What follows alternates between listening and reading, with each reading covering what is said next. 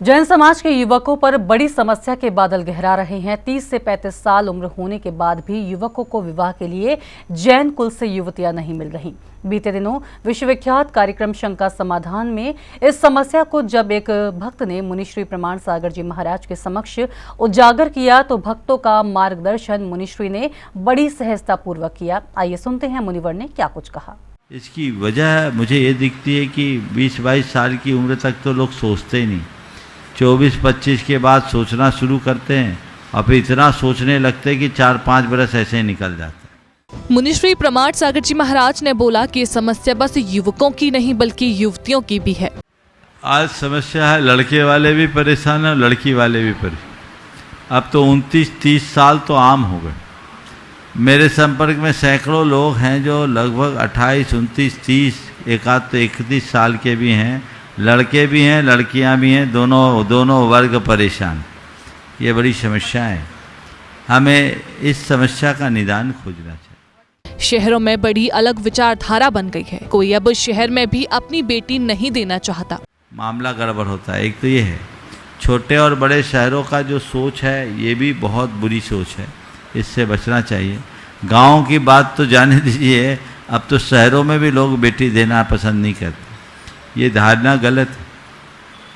मैं सभी से कहना चाहूँगा, बेटों से भी और बेटियों से भी, सब लोग अगर बड़े शहरों में ही सिमट जाएंगे तो हमारे देश का क्या होगा बताओ।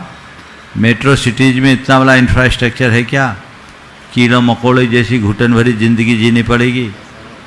तुम्हारे अपने घर परिवार में अच्छा खासा व्यापार, बड़ा सारा मकान, 5-5 हज़ार 10-10 हज़ार फुट का, और तुम वहाँ 700-800 फुट की खोली में रहते हो। मुनिवर ने लड़कियों को भी निर्देश दिए कि वे बड़े घर और शहरों का लोभ छोड़कर अच्छे लोगों पर ध्यान दें। लड़कियों को भी खुद से सोचना चाहिए। हम छोटी बड़ी जगह की बात नहीं करेंगे, हम अच्छी जगह की बात करेंगे। अभी एक परिवार मेरे पास आया, उनके साथ उनकी बेटी थी। विवाह की बात आई तो उस लड़की ने कहा हम तो बड़ी जगह करना चाहते हैं। हमने कहा अच्छी बात है, जहाँ तुमको करना है कर लो। पिताजी, माता और उनके भाई साथ में थे।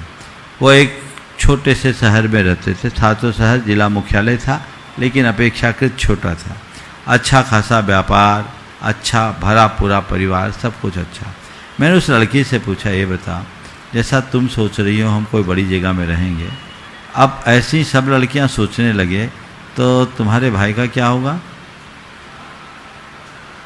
तुम्हारे भाई का क्या होगा बताओ। आज तुम्हारा भाई कहने को छोटी जगह में है, पर तुम्हारे घर में कोई कमी है? बोले नहीं। हम बोले बताओ अब तुम्हारी सोच सही है या गलत? उसने दोनों कान पकड़े, बोले महाराज आज आपने मेरी दिशा बदल दी, हमें इस दिशा में सोचना है और हम स्थान नहीं देखेंगे, स्थिति देखेंगे। इसके साथ ही मुनिश्री ने गांव वासियों का भी मार्गदर्शन किया कि आप लोग बेटियां उन्हीं को दें जो आपको बेटियां दें। इसके साथ ही कई ऐसे गांव का उदाहरण भी मुनिवर ने दिया। दूसरी बात, तुम लोग बोलते हो गांव में बेटी नहीं देते, गांव वाले भी तो शहर में ही बेटी देना खोजते हैं। तय कर ले गांव वाले, हम अपनी बेटी उसी को देंगे जो हमको बेटी देगा, अपने आप मामला ठीक हो जाएगा। हम अपनी बेटी उसी को देंगे जो हमको बेटी देगा। हम जब उत्तर प्रदेश में बिहार कर रहे थे, वाराणसी के आसपास, तो वहाँ बनारस के आसपास कई गांव हैं, चंपाहा, एकंगरसराय, आपके जाकर के